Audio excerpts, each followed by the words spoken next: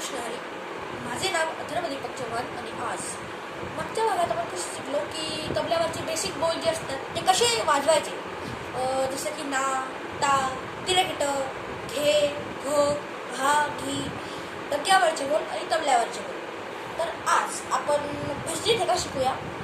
तर हा ताल जो आहे, हा ठेका जो आहे, हा अतिशय सोपा ठेका आहे आणि याच्यावर भरपूर भावगीतं वाजवले जातात. तर 6 मात्रेचा हा आहे. तर पण बघू.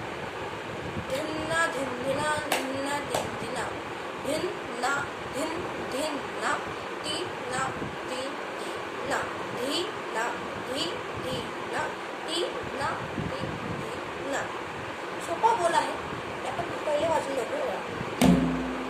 ना धिन एकदम ओपन करायचा.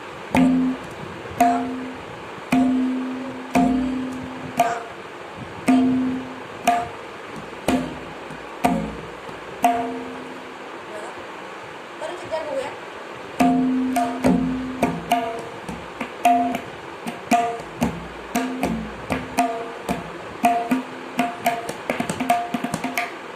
तर ह्या बोलाला उठाण देणं हे अति महत्त्वाचं आहे.